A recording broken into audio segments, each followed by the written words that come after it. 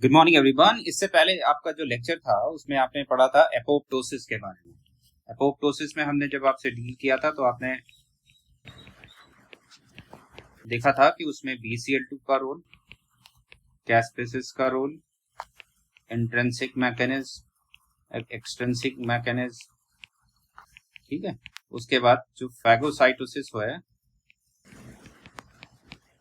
और उससे पहले एक और स्टेप था एग्जीक्यूटर वाला।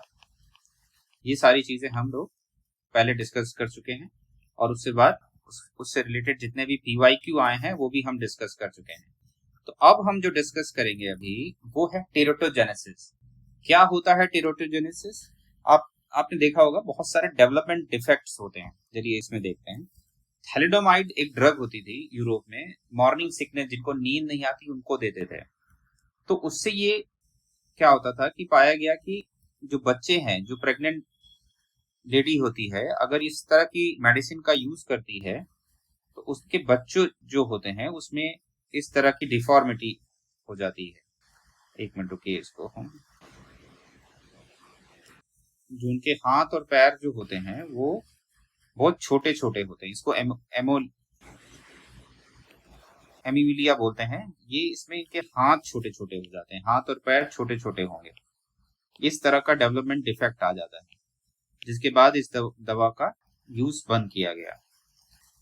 इसी तरह से ये क्लेफ्ट वाली प्रॉब्लम होती है। जीएस में आपने पढ़ा होगा कि स्माइल फाउंडेशन करके इस तरह के ट्रीटमेंट का यूज करते हैं। इस तरह की ये बहुत सारे ये डेवलपमेंट डिफेक्ट है जिसमें आप देख रहे होंगे कि क्या क्या प्रॉब्लम्स आई हुई हैं। एक ये फेंटेलिन मेडिसिन होती है, उससे भी इस तरह के डिफेक्ट आते हैं जो इसमें दिख रहे हैं। ये वॉरफेरिन है, उससे इस तरह के डेवलपमेंट डिफेक्ट आते हैं। देखिए फेस में प्रोट्यूजन टाइप का हो रखा है यहाँ पे। तो ये सारे ये जो डेवलपमेंट डिफेक्ट का जिस प्रोसेस से ये डेवलपमेंट डिफेक्ट होता है उसको क्या बोलेंगे? टेराटोजेनेसिस। ठीक है, अब आगे आते हैं। टेराटोजन बेसिकली मतलब जब आपको ये डेवलपमेंट डिफेक्ट जो होगा वो बेसिकली क्या होता है कि पूरे जो गेस्टेशन पीरियड होता है वो 9 मंथ का या 38 वीक्स का, वो पूरा बहुत ससेप्टेबल नहीं होता है। एग्जाम्पल के लिए समझिए, जब भी कोई प्रेग्नेंट लेडी होती है तो आजकल क्या होता है कि वो सबसे पहले डॉक्टर के पास जाती, गायनी के पास जाएगी। तो गायनी के पास जैसे ही जाएगी वो पूरा डिस्क्रिप्शन बताएगी कि कौन सी दवा लेनी है, विच मेडिसिन उसको लेनी है।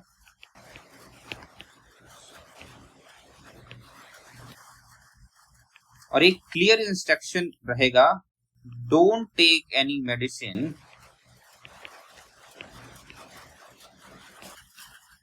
और सप्लीमेंट विदाउट डॉक्टर कंसल्टेशन। ये इसलिए होता है क्योंकि ये जो शुरुआत का जो गेस्टेशन पीरियड होता है, स्पेशली आपका 3 से लेके 8 वीक का जो गेस्टेशन पीरियड होता है, इसमें क्या होता है कि जो ऑर्गन का डेवलपमेंट होता है, इस बीच में अगर कोई भी माइनर सा भी टेराटोजेंस का एक्सपोजर होता है तो चांसेस ऑफ डेवलपमेंट डिफेक्ट सबसे ज्यादा होते हैं। ठीक है, तो इसी वजह से डॉक्टर आपको बार बार आपका अल्ट्रासाउंड कराता है। 6 वीक में अल्ट्रासाउंड कराएगा, फिर जाके 8 वीक्स में अल्ट्रासाउंड होगा। इस तरह से क्या होगा कि जिस तरह से डेवलपमेंट हो रहा है उसी की बेसिस में आपकी गायनी आपसे बार बार अल्ट्रासाउंड कराने को वो बोलेगी। इसका पर्पस क्या होता है कि ये जज करने का कि जो बच्चे का डेवलपमेंट है, ये जो फीटस का डेवलपमेंट है, वो प्रॉपर हो रहा है या नहीं हो रहा है। ठीक है, तो ये एक बेसिक सा होता है। जब भी कोई प्रेग्नेंट लेडी होती है उस तरह के इसको सजेशन दिए जाते हैं। उसका पर्पस इसलिए ही होता है कि कोई भी ऐसी दवा, मेडिसिन, फूड सप्लीमेंट या कुछ भी वो एक्सपोज ना हो जाए जिसके वजह से कोई डेवलपमेंट डिफेक्ट हो जाए। ठीक है, अब आगे चलते हैं। जो इनिशियल का गेस्टेशन पीरियड होता है उसमें ये 8 वीक का देखेंगे। ये वाला जो पीरियड है, ये पीरियड ये सबसे ज्यादा सब्सेप्टेबल होता है। तो इस समय आपका जो डॉक्टर होगा वो आपको बोलेगा बहुत ज्यादा मूवमेंट नहीं करना है, एल्कोहल, सिगरेट या कोई भी मेडिसिन, इवन पैरासीटामोल को भी वो मना करेगा कि आप बिना पूछे डॉक्टर से ना लें। ठीक है, तो बाकी सारी डिजीजेस, जैसे आपको कोई भी डिजीजेस है, हाइपरटेंशन है, इन सारी चीजों को ना डॉक्टर क्या करेगा, उसी समय से मैनेज करना स्टार्ट कर देगा। या अगर किसी लेडी को शुगर है, इन सारी कंडीशन को डॉक्टर पहले से ही, मतलब फर्स्ट वीक ऑफ कंसेप्शन से ही मैनेज करने को स्टार्ट करने का कोशिश करेगा। क्यों क्यों इसका पर्पस क्या होता है कि जो भी डेवलपमेंट डिफेक्ट है, या तो शुरुआत में ही कि मतलब पहले तो एक्सपोज ना हो कोई ऐसा टेराटोजन, या अगर कोई डेवलपमेंट डिफेक्ट हो जाए तो इनिशियल में ही अबॉर्ट किया जा सके। अदरवाइज इतना कॉम्प्लिकेटेड कंडीशन हो जाती कि बच्चे के साथ साथ मदर को भी फैटल कंडीशन हो जाएगी। ठीक है, तो दोनों को खतरा होता है, जिसकी वजह से आजकल, क्योंकि अब पहले के जमाने में क्या होता था कि जो भी प्रेगनेंसी या डिलीवरी होती थी तो घर में ही होती थी, तो उस समय इतना ज्यादा अल्ट्रासाउंड ये सब नहीं होता। तो इस समय, मगर अब क्या है कि अब जैसे ही किसी लेडी को पता चलता है कंसेप्शन है, तो वो क्या करेगी, सबसे पहले एससीजी बीटा का टेस्ट होगा, उसका प्रेगनेंसी का एससीजी बीटा का प्रेगनेंसी टेस्ट होगा।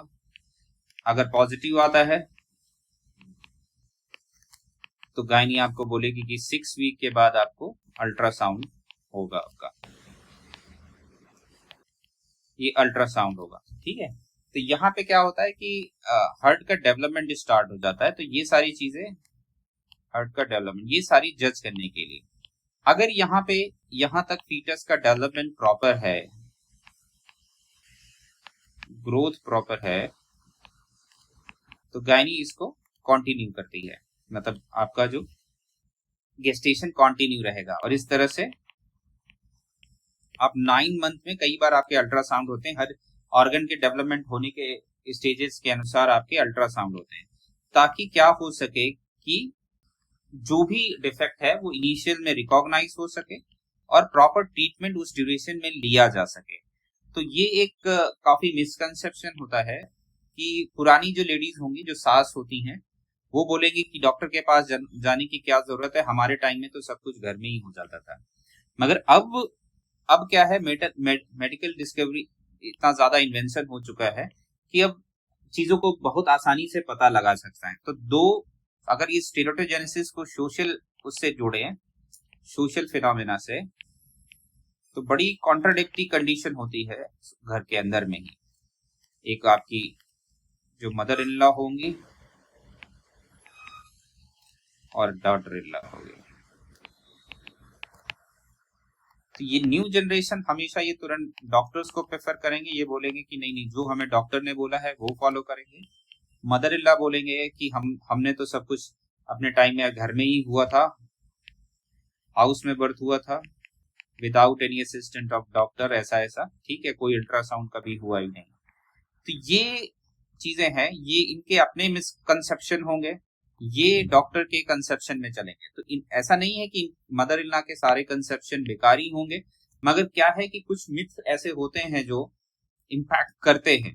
तो बेटर ऐसी कंडीशन में होगा कि मदर इन लॉ भले ही सही हो या गलत हो, ये सवाल जरूरी नहीं है। सवाल मेडिकल में ये जरूरी है कि किसी भी ऐसे टेराटोजेंस के एक्सपोजर में ना आए आप कि जिससे कोई डेवलपमेंट डिफेक्ट हो सके।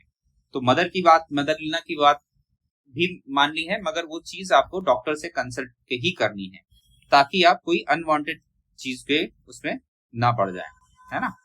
तो ये है टेराटोजेनेसिस। अब आगे इसको चलते हैं इसकी डेफिनेशन में और इसके कहने में। अभी रिसेंटली में आपने देखा होगा क्या है कि वोमेन्स में अल्कोहल और सिगरेट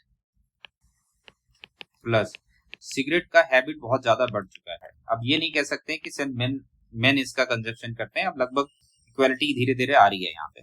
तो ये जो हैबिट है, अगर कंसीव करने के बाद भी कॉन्टी रखती है, तो ये बहुत ही ज्यादा डेंजरस कंडीशन होती है फीटल ग्रोथ के लिए, क्योंकि ये जो है ये एक टेराटोजन की तरह काम करता है और यहाँ पे डेवलपमेंट डिफेक्ट हो जाएगा। तो अब जो वोमेन इन चीजों की एडिक्टेड हैं, वो एक बड़ी समस्या का कंडीशन उनके लिए होगा कि वो इन 9th मंथ में ये कैसे इस चीज को अवॉइड करेंगे, ठीक है। तो ये जो एडिक्शन अगर उनको है तो इनको अवॉइड करना बड़ा मुश्किल का काम होगा। तो इन चीजों को आपको ध्यान रखना है कि ये सोशल फिनोमेना में आप इसका इंट्रोडक्शन आप कहीं से बना सकते हैं, आप उसकी लैंग्वेज इस तरह से मेडिकल उसमें टिल्ट करके आप इसका इंट्रोडक्शन बना सकते हैं, ठीक है। अब आगे आते हैं। What is teratogenesis? Process by which abnormal development leads to structural and functional defect in the embryo or the fetus. Rise in the birth defect surveillance, environment pollution, pharmaceutical expansion. अब क्या है कि हमारे इंडिया में ना over the counter drug लेना, मतलब over the counter drug,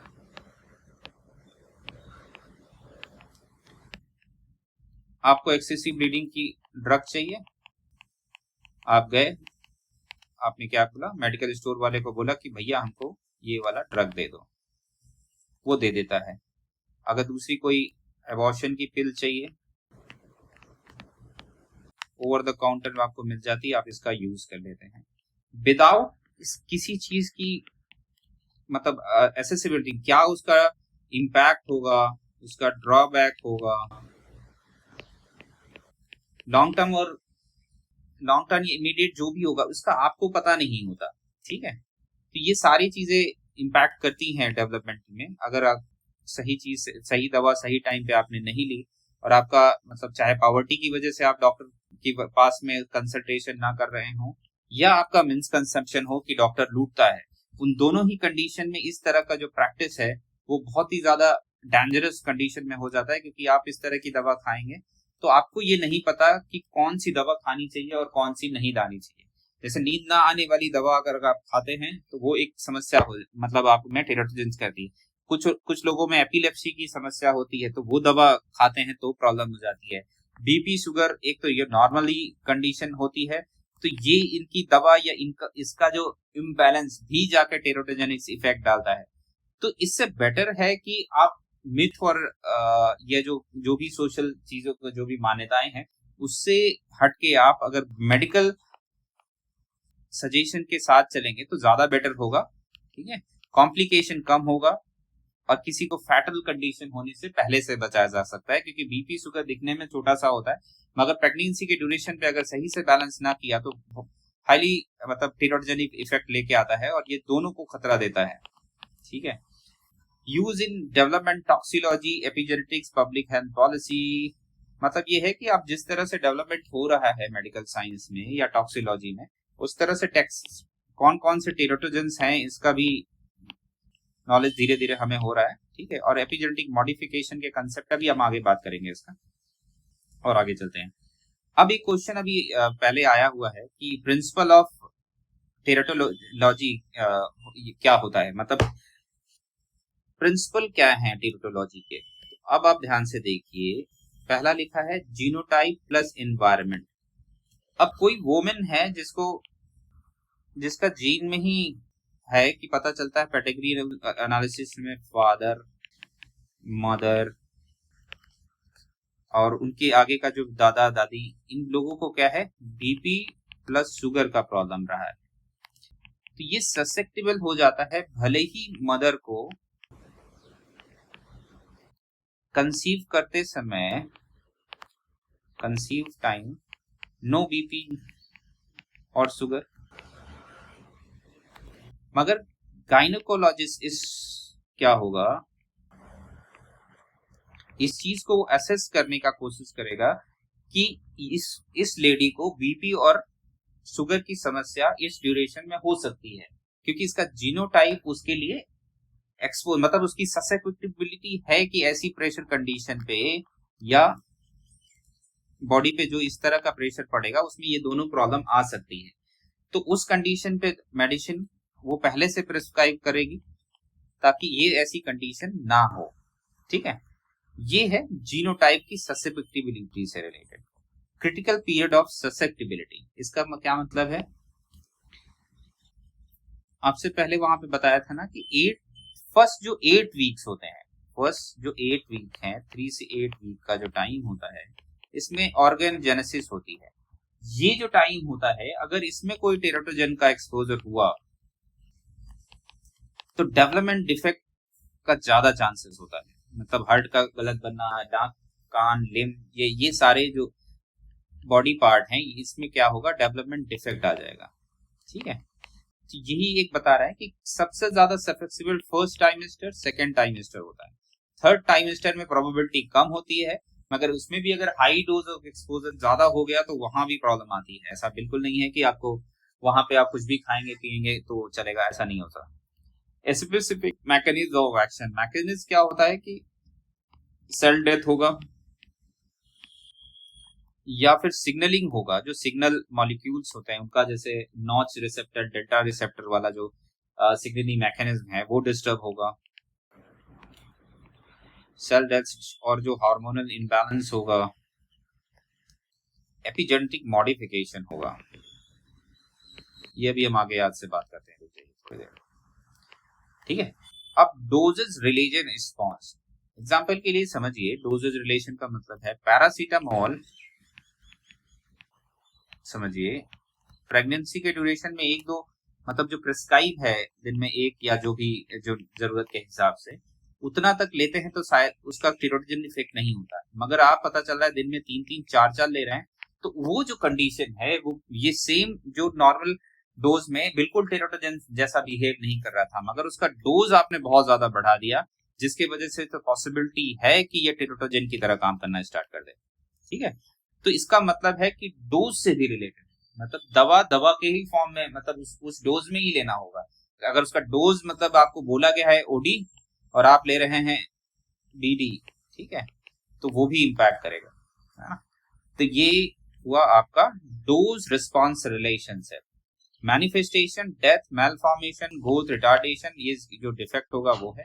assess to development tissue plantation, मतलब जो भी टेराटोजन है ना, जो भी टेराटोजन है वो बेसिकली क्या उसकी कैपेबिलिटी है कि वो प्लेसेंटा को ट्रांसफर होके फीटस को इंपैक्ट कर सके। अगर ये प्रोबेबिलिटी है तो चांसेस ऑफ डेवलपमेंट डिफेक्ट बहुत ज्यादा है। मतलब ये जो प्लेसेंटा है इससे ट्रांसफर होके फीटस में इसको जाने की अगर कैपेबिलिटी है तो डेवलपमेंट डिफेक्ट होने के चांसेस सबसे ज्यादा हो जाते हैं। ठीक है, तो इस तरह के सब्सटेंस को, चाहे वो प्रोटीन हो, चाहे जो आजकल के बहुत सारे सप्लीमेंट प्रोटीन्स आ रहे हैं ना, उनको भी बड़ा ध्यान से यूज करना होता है। मतलब जो जिम फ्री गर्ल्स हैं या ये लोग जो हैं वो ये चीज को ध्यान रखेंगे कि प्रेगनेंसी ड्यूरेशन पे ये जितने भी सप्लीमेंट हैं जो आप जिम के टाइम में यूज करते हैं, तो बिना डॉक्टर के कंसल्टेशन से प्लीज इसको यूज ना करें, क्योंकि बहुत सी चीजों का हमारे यहाँ रिसर्च नहीं होता कि ये टेरोटोजन है या नहीं है। क्योंकि जब तक कोई डेवलपमेंट डिफेक्ट मास लेवल पे नहीं होता तब तक इस चीज का पता नहीं होता कि ये बेसिकली टेरोटोजन की तरह काम करेगा या नहीं करेगा। तो बेटर है कि इस ड्यूरेशन पे आप अपने डॉक्टर के, गायनोकोलॉजिस्ट के कंसल्टेशन में रहें, और इस तरह की चीजों को उस समय के लिए बेसिकली आपको अवॉइड करना चाहिए। कुछ नहीं पता कौन सा वो जो आप क्रिटिनिन ले रहे हैं या पता नहीं कौन कौन से आज के आते हैं, तो वो इम्पैक्ट कर सकता है। तो बेटर होगा कि उस ड्यूरेशन पे जो भी आपके सप्लीमेंट हैं, जो भी आप खा रहे हैं, उसको डॉक्टर से प्लीज शेयर करें। उसको छिपाने से कुछ लेना देना नहीं है, उससे इम्पैक्ट ही ज्यादा होगा। अब मॉलिक्यूलर मैकेनिज्म, अब क्या है कि आपके सिलेबस में क्या है, डेवलपमेंट जीन के बारे में इन ह्यूमन आपके सिलेबस में ही है, तो उसमें बहुत सारी जीन्स होंगी, है ना। हॉक्स जीन हो गई, एसएच हो गया, और ये पैक्स जीन हो गया। ये जो जीन्स हैं वो पर्टिकुलर ऑर्गन या पैटर्न को बनाने के काम आती है। जब भी कभी इस तरह का टेरोटोजन क्या करेगा, इस तरह के जीन के पे इम्पैक्ट करेगा। इम्पैक्ट करने का कई तरह का हो सकता है। एपिजेनेटिक मॉडिफिकेशन समझ कर लीजिए।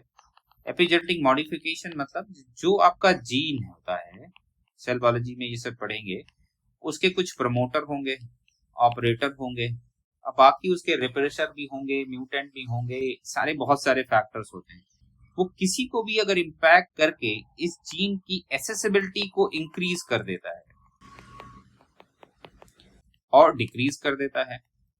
तो अगर जीन सही से फंक्शन नहीं करेगा अगर किसी एक पर्टिकुलर कंडीशन में, तो वो पर्टिकुलर ऑर्गन नहीं बनेगा। जैसे पैक्स जीन है, अगर इसका हाई डेवलपमेंट हो जाए तो आई अजीब शेप में बनेगी, बहुत लार्ज, अजीब मतलब डिफेक्टिव जीन्स बहुत लार्ज आई बन जाएगी। नहीं होगा तो पता चला आई का डेवलपमेंट ही नहीं हो रहा है।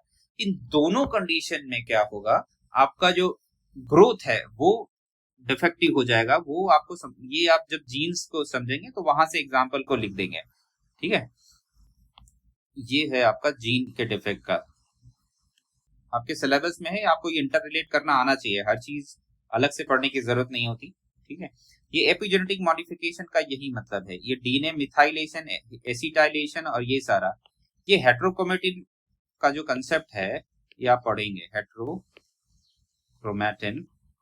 का जो कंसेप्ट है ये बेसिकली जीन रेगुलेशन से ही रिलेटेड है।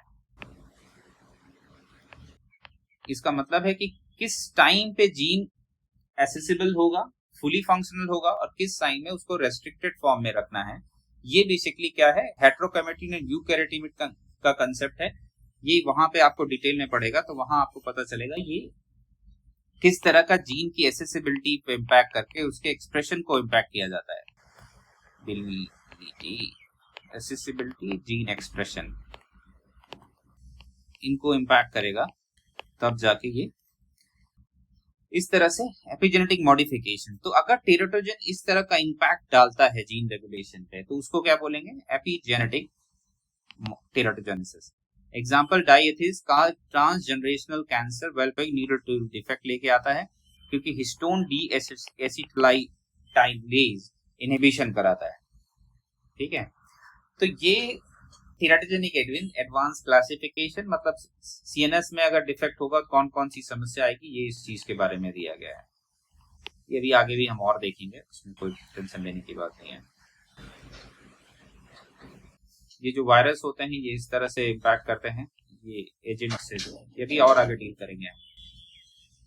अब development neurotoxicity, focus on cognitive behaviour. ये सारे फैक्टर्स हैं जो, ये जो सारे जितने भी फैक्टर्स हैं, अल्कोहल, रुबेला, थैलिडोमाइड, ये सारे, ये जो टेराटोजेंस हैं ये कौन कौन से इम्पैक्ट लाते हैं, ये अल्कोहल और ये इम्पैक्ट करेगा, रुबेला, और इस पे इम्पैक्ट करता है थैलिडोमाइड जो मेडिसिन होती है वो इस पे इम्पैक्ट करेगी। एंटी कन्वल्यूशन में जो ड्रग्स होंगी वो लेफ्ट लेट ये कराती हैं। टॉक्सोप्लाज्मा, ये जो बैक्टीरिया होगा ये क्या कराएगा, माइक्रो, ये आइसोट्रिटोइन, ये अक्सर स्किन के ट्रीटमेंट में ये दवा यूज होता है। तो बेसिकली जो लोग स्किन में ना एक्ने टाइप का होता है तो डॉक्टर आइसोट्रिटोइन करता है। तो प्लीज ये इस तरह की जो भी दवा हो प्रेगनेंसी की कंसीव होने के बाद अपने डॉक्टर को जरूर बताएं। ये आइसोट्रिटोइन जो ड्रग है ये स्किन ट्रीटमेंट में यूज होती है। ये अगर आप उस समय लेते हैं तो ये भी इम्पैक्ट कराता है। तो बहुत ही सोच समझ के कोई भी ड्रग उस समय लेना होता है। तो ये बायोलॉजिकल एजेंट्स हैं जो टेराटोजेनेसिस कराते हैं, ठीक है। ये आप अपने से पढ़ लीजिएगा, इसमें कुछ है। Development neurotoxicity, focus on cognitive behaviour sensory, ये जैसे लेड, मर्करी, अल्कोहल। अब जैसे पंजाब का एरिया समझिए जहां पे केमिकल फर्टिलाइजर का यूज बहुत ज्यादा होता है, तो वहां पे देखा जाता है कि उसको उस सिटी को एग्जैक्टली मुझे याद नहीं आ रहा कि वहां पे कैंसर इतना ज्यादा है कि कैंसर सिटी ही बोलने लगे हैं। तो इस तरह का जो एक्सपोजर होता है, ठीक है, वहां भी इस तरह के डेवलपमेंट डिफेक्ट होने का चांसेस बढ़ जाता है। एग्जाम्पल के लिए जहाँ के पानी में लेड की मात्रा ज्यादा होती है वहां भी ऐसी समस्या आती है। अभी जैसे एग्जाम्पल के लीजिए जापान में जो एटॉमिक बम गिराया गया था, तो वो बोलते हैं कि वहां में अभी भी क्या होता है कि डेवलपमेंट डिफेक्ट अपीयर होते हैं। वो बेसिकली क्या है, ये इन्वायरमेंटल टेराटोजन का एक्सपोजर है जो डेवलपमेंट न्यूरोटॉक्सिसिटी लेके आता है, ठीक है। कि ये थैलिडोमाइड वाला जो आपको पता ही है पहले कुछ, फीटल अल्कोहल सेम बिहेवियर, ये फीटल अल्कोहल मतलब जो वोमेन्स प्रेगनेंसी के ड्यूरेशन पे अल्कोहल का कंजम्पशन करते हैं उस केस का है। वेक्टर बॉर्न, ये 5-6 साल पहले आपका अफ्रीका में न्यू आया था वायरस, वहां पे ये माइक्रोसेफेली करके, मतलब बहुत छोटा सा सर होता था, ये काफी न्यूज में था। ये यूपीएससी में शायद प्री में इसका क्वेश्चन भी आया हुआ है। वल्प्रोइक एसिड न्यूरल डिफेक्ट लेके आता है, ठीक है। अब आगे चलते हैं। Factor affecting टीरोटोजेनेसिस।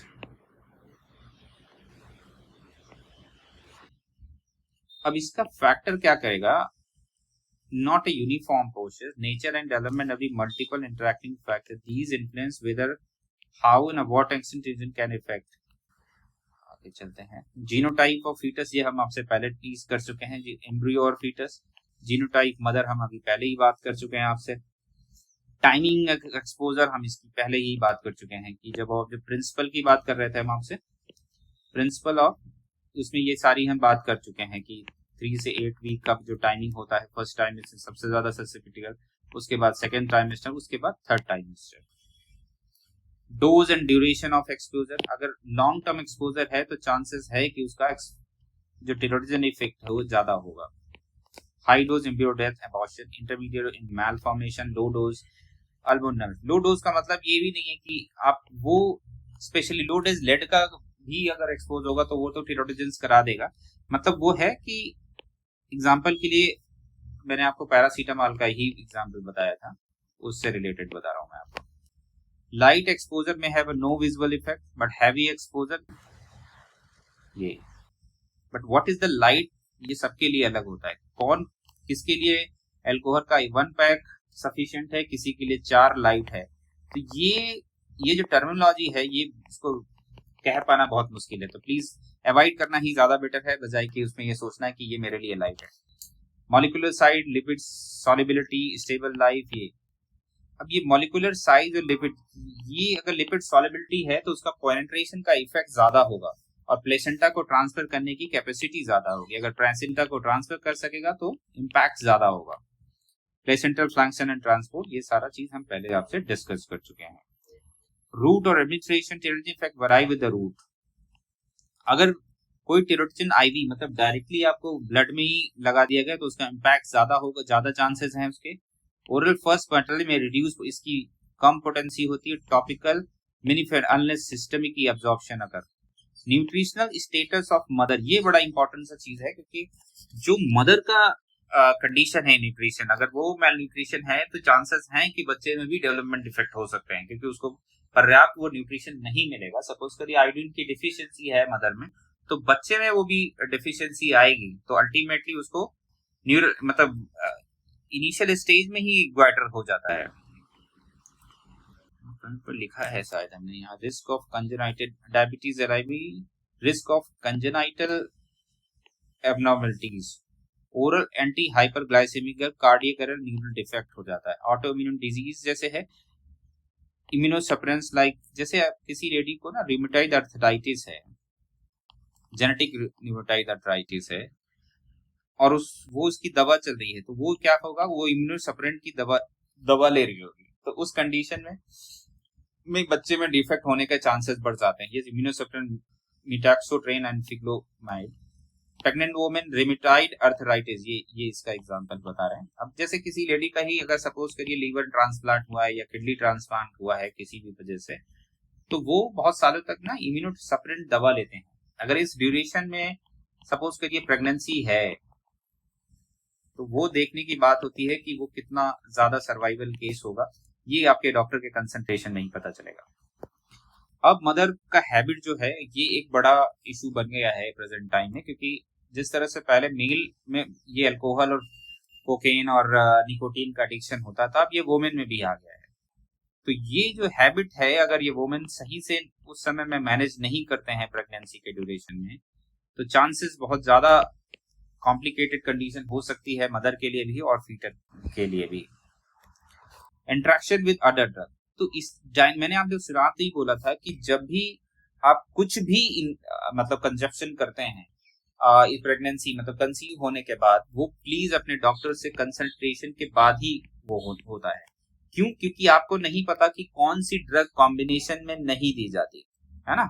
ये डॉक्टर्स को पता होता है कि कौन कौन सी ड्रग्स का कॉम्बिनेशन नहीं दिया जाता क्योंकि उसका साइड इफेक्ट होता है।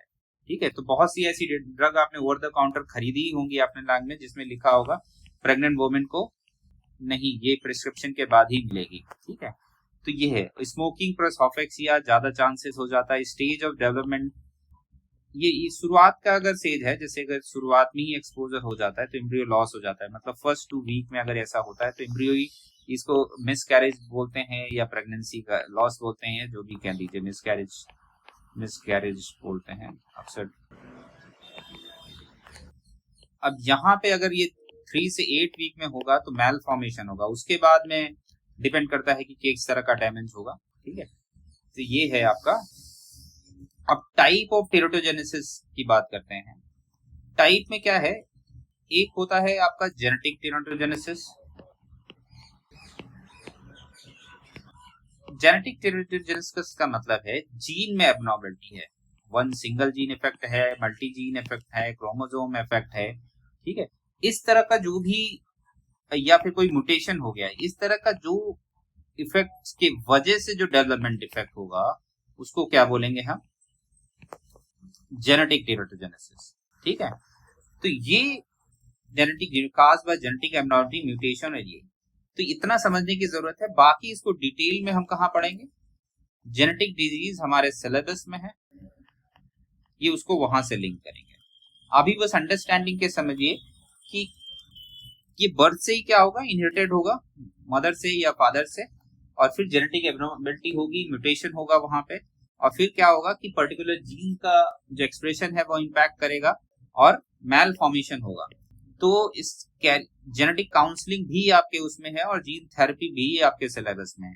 ये सारी चीजें इंटर रिलेटेड करके आपको आंसर देना है। ठीक है, तो जो मतलब जो मदर है या जो पेरेंट्स हैं वो अगर रेगुलर कंसंट्रेशन में रहते हैं तो उन लोगों के लिए आसान होता है कि कोई भी डेवलपमेंट डिफेक्ट जो है वो इनिशियल लेवल पे ही डिटेक्ट हो जाता है। अदरवाइज ये लेट स्टेज में तो फिर बर्थ का होना ही होता है, फिर वो खतरा दोनों के लिए होता है, फीटस और मदर दोनों के लिए। ठीक है, मेन जो यहाँ पे हम डील करते हैं इंड्यूस्ड टेराटोजेनेसिस, इसमें क्या होगा, caused by external agent, drug, virus and radiation. जब आप देखे होंगे कि जहां पे एक्सरे होता है या मशीन होती है या सीटी स्कैन होता है, एमआरआई होता है, तो वहां क्लियर इंस्ट्रक्शन लिखा होता है कि प्रेग्नेंट वुमेन इधर ना आए, मतलब उस तरह का वहां पे लिखा होता है कि विदाउट कंसल्टेशन या जरूरत यहाँ पे एक्सपोजर उसका ना हो। ठीक है, रीजन क्या है, ये रेडिएशन बहुत तेज इंपैक्ट करते हैं जिसकी वजह से इस तरह का इंस्ट्रक्शन लिखा होता है वहां पे। ड्रग्स के बारे में आपको बताया गया है कि वायरस, ये सारी चीजों का इंपैक्ट क्या होगा, act during critical period of embryo fetal development, alters gene expression, growth, morphogen, hormone का जो फ्रीक्वेंसी है उसको भी चेंज करेगा, अल्टीमेटली मैल फॉर्मेशन होगा। प्रिवेंशन क्या है, avoid teratogens, parental care, often dose dependent and preventable, often fix, non preventable. इसको प्रिवेंट करना बहुत मुश्किल काम है, जबकि इसको इसके डोज को बैलेंस करके इसको आराम से बैलेंस किया जा सकता है। ठीक है, both can affect the same development pathway and organs, multi factorial interaction possible, cleft palate gene and तो ये एक स्टेप वाइज डिस्क्रिप्शन है कि कैसे इंड्यूस और कैसे जेनेटिक टेराटोजेनेसिस हो रही है। ठीक है, अभी हम आगे चल के क्वेश्चन जब डील करेंगे तब देखते हैं इसको कैसे करना है। ये है आपका ऑल अबाउट टेराटोजेनेसिस। तो अब आते हैं क्वेश्चन डील करते हैं।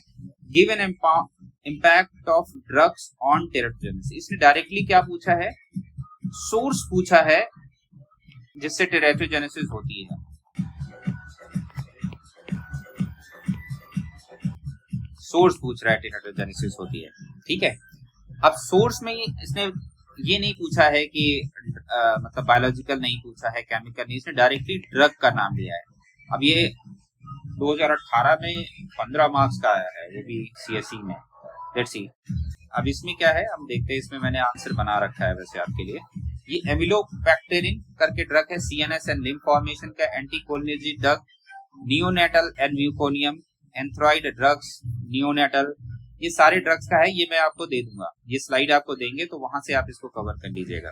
ठीक है, बाकी आते हैं what is the mean by teratogenesis, ये आपको पता ही है। Detail about genetic and environmental teratogenesis, ये एनवायरमेंटल टेराटोजेनेसिस मतलब इंड्यूस्ड टेराटोजेनेसिस, एक्सटर्नल एनवायरनमेंट से इंड्यूस हुई है। ठीक है, ये आपको अभी फ्लो चार्ट में आपको वैसे ही पता चल गया। What is mean by teratogenesis, explain the genetic and induced teratogenesis, ये दोनों ही क्वेश्चन हम डील कर चुके हैं।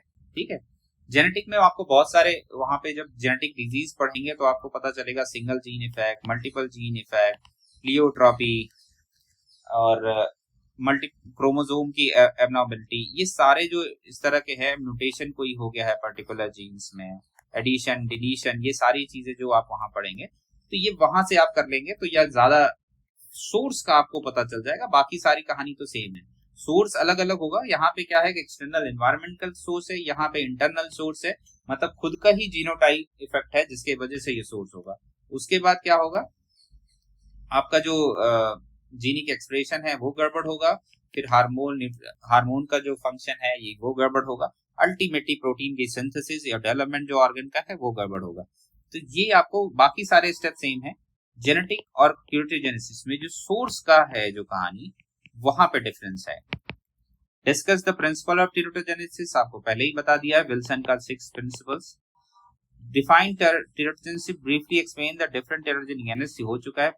Discuss the process of teratogenesis, ये प्रोसेस वाला हम आपको यहां देते हैं। Process of teratogenesis, exposure of teratogens, biological of और नॉन बायोलॉजिकल, जेनेटिक और इंड्यूस्ड, दिस वन आल्सो, ठीक है। अब जेनेटिक वाला में क्या होगा, एब्जॉर्प्शन और डिस्ट्रीब्यूशन का कंसेप्ट नहीं है, क्योंकि ये जो इंड्यूस वाला होगा उसमें एब्जॉर्प्शन का कंसेप्ट आएगा। मतलब आप कोई जो सपोज करिए कोई ड्रग मान लीजिए थैलिडोमाइड आप ले रहे हैं, अगर ये एब्जॉर्ब ही नहीं होगी तो इसका इफेक्ट तो दिखाई नहीं देगा। तो इसका एब्जॉर्प्शन होगा ड्रग का, फिर इसका डिस्ट्रीब्यूशन होगा, फिर इसका एब्जॉर्प्शन होगा तो ये क्या करेगा, जीन को इंपैक्ट करेगा, एपिजेनेटिक मॉडिफिकेशन होगा यहाँ पे। फिर क्या होगा कि उस जीन का एक्सप्रेशन गड़बड़ होगा, और सॉरी यहाँ इस स्टेज में मत लीजिए, इसको यहाँ पे रहने दीजिए, ये आगे चल के एक्सप्लेन किया है। अब यहाँ पे देखने की बात है कि ये क्रिटिकल पीरियड ऑफ ससेप्टिबिलिटी, ये किस पीरियड में एक्सपोजर हुआ। अगर फर्स्ट ट्राइमेस्टर में एक्सपोज हुआ तो चांसेस बहुत ज्यादा है मैलफॉर्मेशन के, सेकंड में है तो कम है, उससे कम है। तो इस तरह से आगे जितना ज्यादा गेस्टेशन पीरियड बढ़ जाता है उस समय एक्सपोजर में ये प्रॉब्लम कम आती है। मैकेनिज्म ऑफ एक्शन क्या होगा, mutagenesis, apoptosis, enzyme emission, nutrition deficiency, ये जो हम यहाँ पे जीन का डिफेक्ट हम बताने का कोशिश कर रहे थे, तो वो जीन का एक्सप्रेशन किस फॉर्म में होगा, इसी फॉर्म में तो होगा। फिर डिस्टर्ब ऑफ सिग्नलिंग, मैनिफेस्टेशन, और ये तो ये जो प्रोसेस है आपका टेरिटोजेनेसिस का, ये आपका पूरा प्रोसेस एक्सप्लेन हो गया, ठीक है। तो इस तरह से आपके सारे क्वेश्चन भी डील हो गए और आपका ये टेरिटोजेनेसिस भी हो गया। तो गिव इम्पैक्ट ये आपको मैंने दे दिया है, व्हाट इज टेरिटोजेन ये भी हो गया, जेनेटिक एनवायरनमेंट भी हो गया, बाकी ये सारे क्वेश्चन आपके हो गए। बाकी अगर किसी भी क्वेश्चन में आपको समस्या आती है तो आप डायरेक्टली हमें कांटेक्ट कर सकते हैं, हम उसको डील कर लेंगे, या आगे के लेक्चर हमें बता देना, मैं आगे के लेक्चर में उसको डील कर लूंगा, ठीक है। Thank you everyone. इसके बाद हम डील करेंगे, वैसे तो मैं सोच रहा हूँ स्टेम सेल थायरॉक्सिन का मेटामॉर्फोसिस, और मैं उसके बाद स्टेम सेल, रुकिए मतलब इसके बाद बताते हैं, स्टेम सेल डील करते हैं, थायरॉक्सिन और ये आईवीएफ और एम्ब्रियो ट्रांसफर, ये टॉपिक हम डील करेंगे, ठीक है। तो आगे के लिए तैयार हो जाइए, उसको थोड़ा सा बुक से पढ़ लीजिएगा, है ना। और बाकी इसमें कोई प्रॉब्लम आएगा तो हमें बताइएगा, ठीक है। Thank you.